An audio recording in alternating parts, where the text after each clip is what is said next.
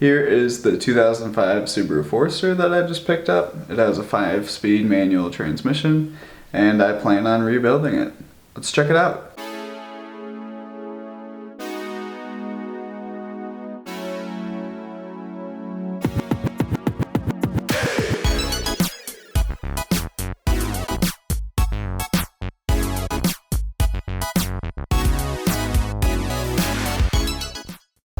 So one of the first things I want to do is just check to see if it has any leaks in its gaskets or anything. So I picked up this guy from Harbor Freight. Should be able to give us a little quick diagnostic, and we'll see what we're dealing with. If it's just an oil leak, that'd be pretty sick.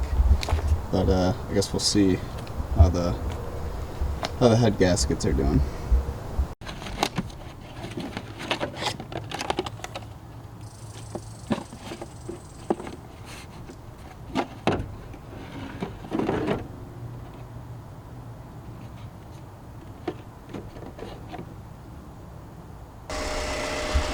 Alright, so we took a little bit of coolant out so that we can run the test, the head gasket test. So we're just letting the car warm up to operating temps. Took some coolant out a little bit. So let's see what we're at temp-wise, and then we can start running the test. Alright, we're climbing. So it's a normal operating temp, so we have a little bit ways to go. There you go. Operating temp right there. So let's do the test.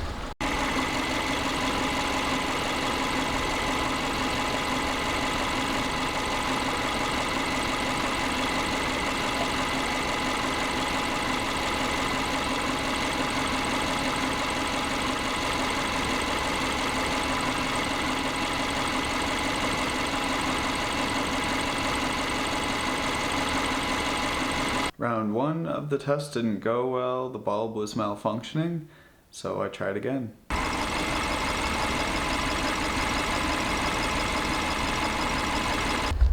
So after running the test, it looks like our head gaskets are all good. Got it up to operational temp, and then I squeezed the bulb for a good minute while it was running, and liquid stayed blue, so we should be doing good. I'm just gonna take it for a little test drive for fun because, you know, I miss driving manual.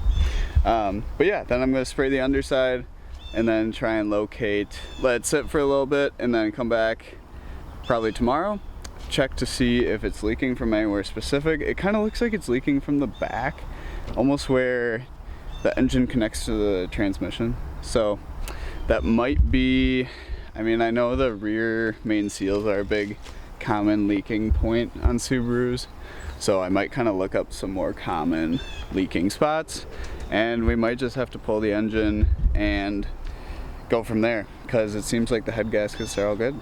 So maybe I'll probably run a compression test too before I do that, but just to make sure everything's up to par. So yeah, let's take a test drive.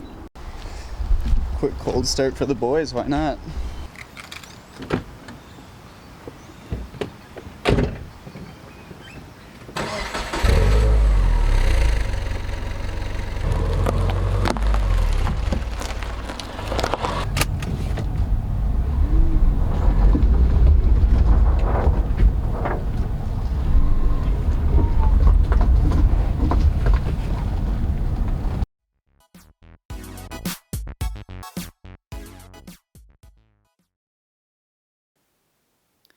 Here's the engine hoist or crane that I found for a good deal over the weekend. I'm super hyped on this guy. Such a fun tool, and yeah. So I assembled this quick, and since I concluded that we didn't have any exhaust gases in our cooling system from the radiator test, I decided that the next step or course of action was to conduct a compression test on each cylinder. So to conduct the compression test on a Subaru, I first pulled the fuel pump relay, which is inside the car on the passenger side, and that was just mainly so I didn't flood the engine with fuel, because obviously I don't want it to spark while I'm doing this compression test, or flood the engine, never a good sign. But also I removed the air box and the window washer fluid box, just to access the cylinders.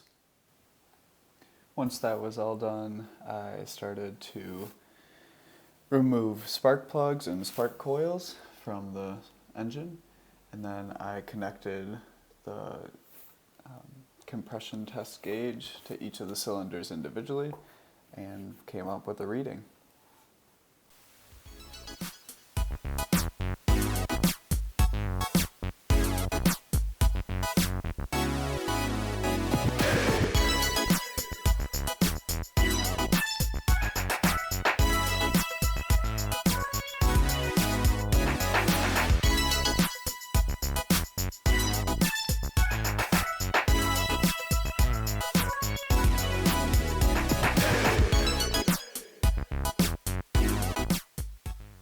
So we got the compression test all done today. Looks like all the cylinders are holding their compression, I guess you could say. They're all about the same level, so it came out to around like 120 after a certain amount of cranks, so should be good. Tomorrow we're going to do a little oil leak test, and hopefully we can figure out exactly where the leaks are coming from. Thanks for watching, guys. Today we're going to be adding this oil dye to further find where the leaks are coming from in this guy.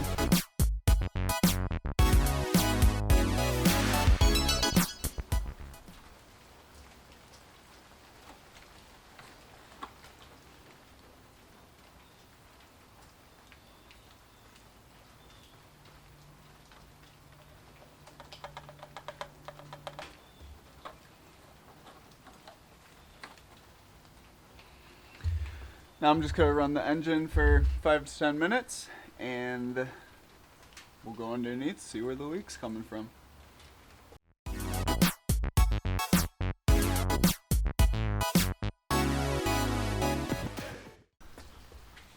Alright, timer's up. It's been like 7 minutes, so I thought that was good. Let's go into the car.